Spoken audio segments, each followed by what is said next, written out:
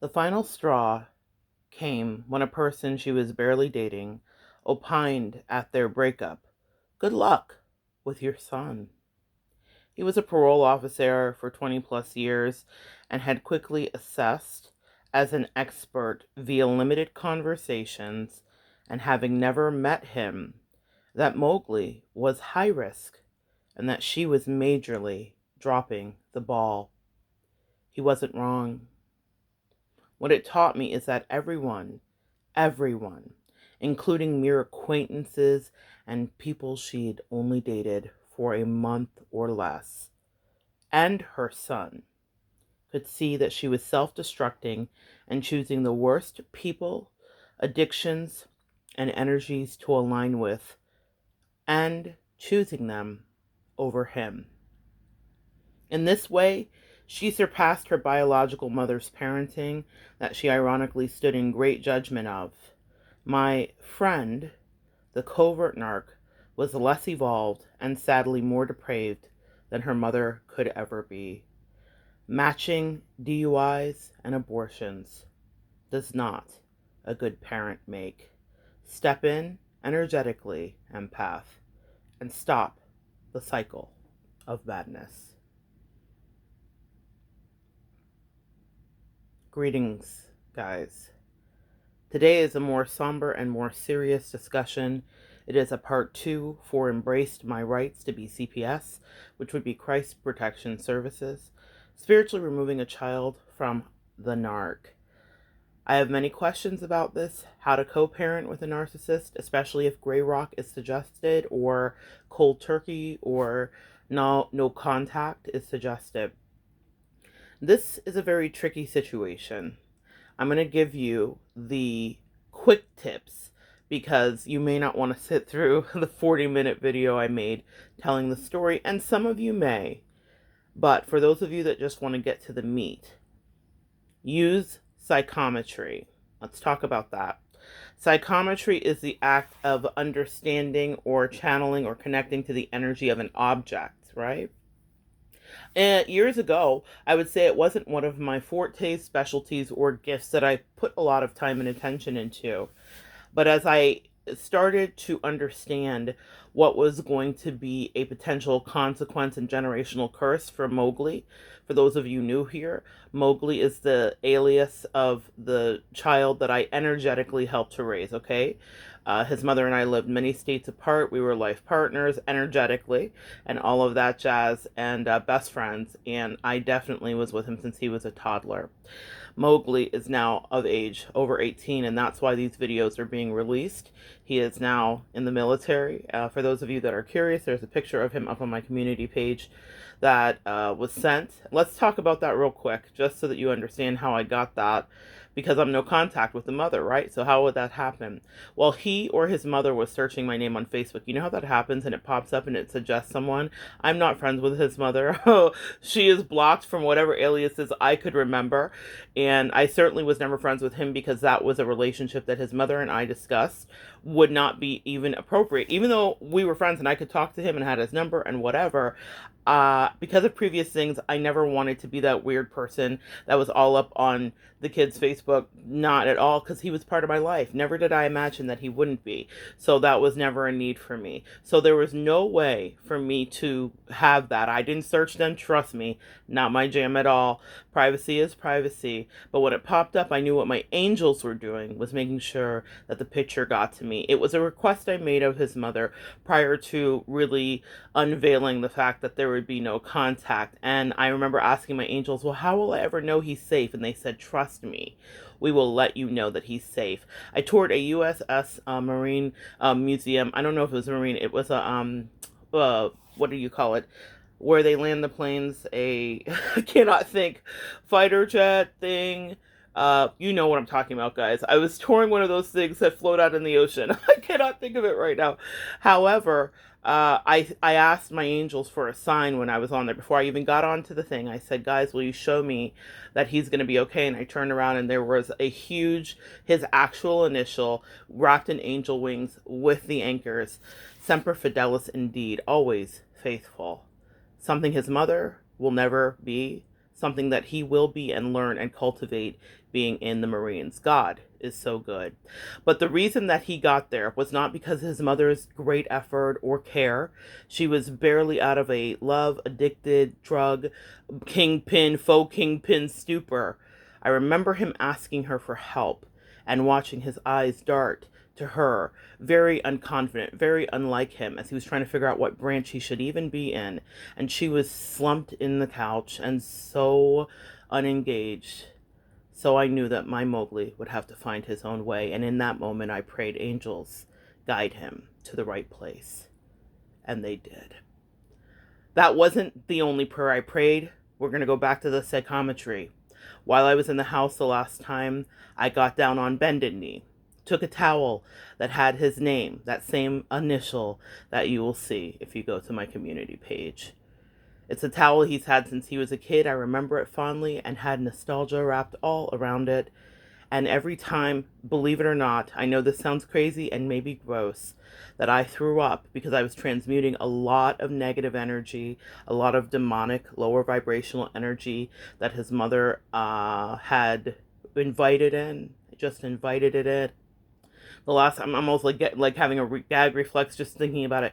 The last time that I was there, I spent a lot of time in prayer, all night prayer visuals, sprinkling and splashing of oil, anointing, rebuking, strengthening relationships I knew would need to be strengthened, even for the demonic covert narc that I was dealing with, because there is humanity in me still. But the thing that I did was I prayed, and I prayed on the towel that had his energy and his name.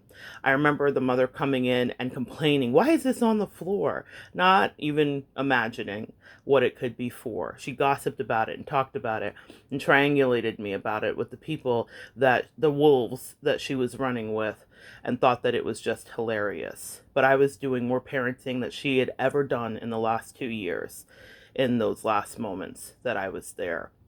It was for her very laissez-faire, and for many of you observing narcissists, you realize that they are not parenting, they're projecting, because she was unaccomplished, unambitious, because high school hadn't mattered for her, because she was dealing with her own traumas. Then for her, everything was a blur, and it was okay for it to be a blur for him, but he was not her. He was different. He was ambitious. He was intelligent. He was driven. He had a beautiful weighted GPA. He was on the dean's list. He was an all-star. He was country fresh. He was handsome. He was smart. He was charming. He was a thoughtful, intelligent person and human. Always was. Even so much so to tell his mother, Mama, these people, these wolves you're running with, though he didn't say wolves, I call them that. It's only appropriate. Vipers, vermicious canids. These people you're running with are not your friends, Mama. Monette is. And in that, he won my loyalty. He is a Taurus sun forever. House of the rising sun. Amen?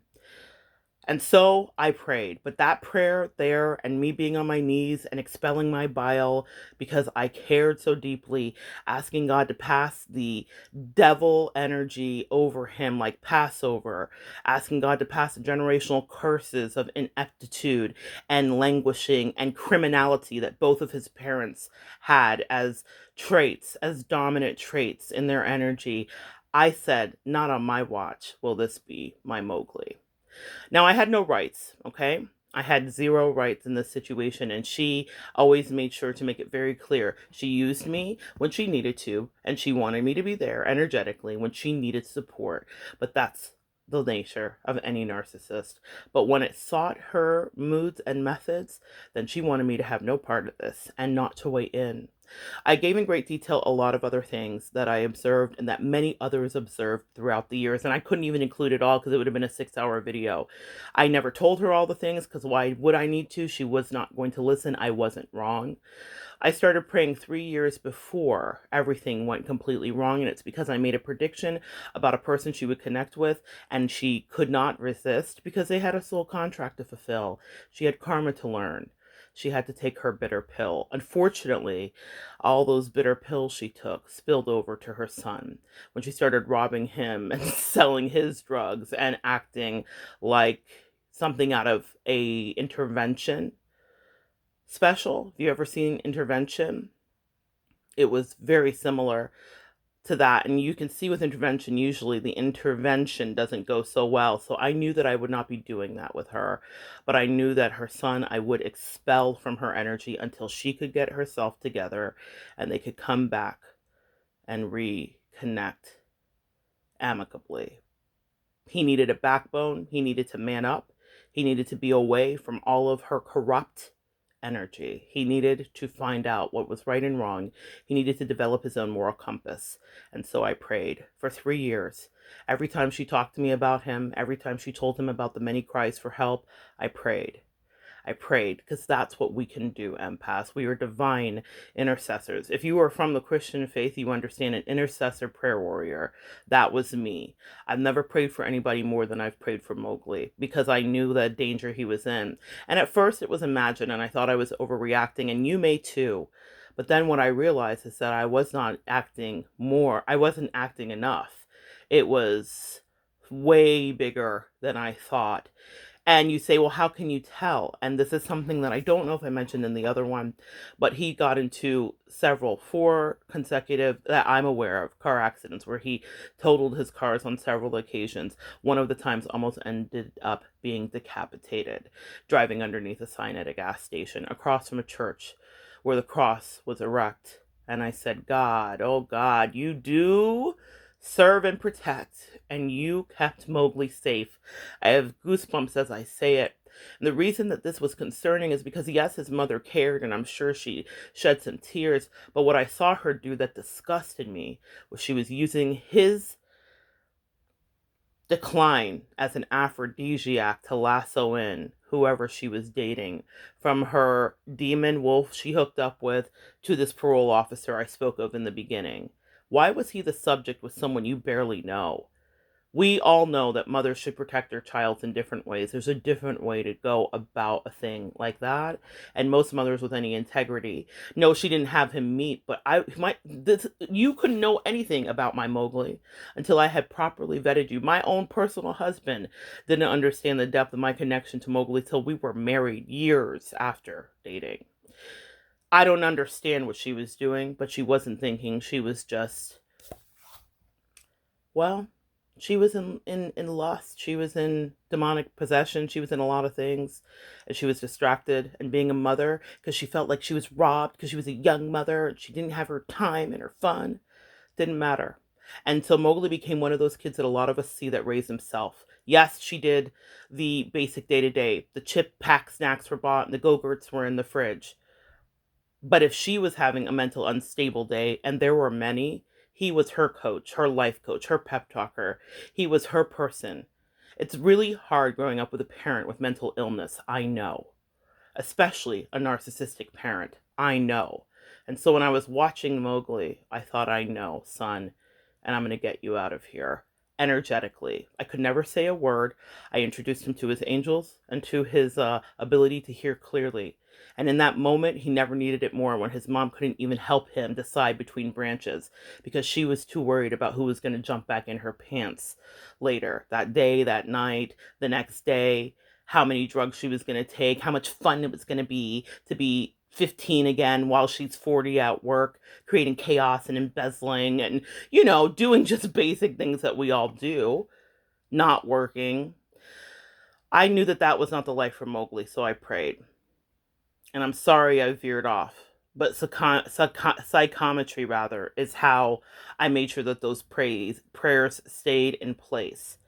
So get an object of the person that you love and pray with it and ask for help from wherever. I don't care if it's God above. I don't care if it's Jah beside you. I don't care if it's Buddha to the right or the left. I don't care if you Nam Yoho Renge-kyo. It is about you putting time and energy repeatedly into a thing to bring it into fruition. I prayed certain prayers over him that have already come on some level to fruition. I can only imagine the rest of it will unfold. I removed her imagined veil of responsibility, because it was a thin veil and it was barely there, because when she was in a love stupor, she just didn't care. I'd watched her do it previously in another marriage. I had vowed to stay by her side to make sure she wasn't going to make another choice, but this one she thought she was very clever, but it was the worst. It's the worst in her life. I hope she stays with it forever, but as long as she is there, then Mowgli will be somewhere else. God is so good. Your narcissist will not think that you have the power or the rights to do that. She and I never discussed it. I didn't tell her. You don't tell a narcissist what your plans are. You just act them out, and then later they can look back and see what it was all about.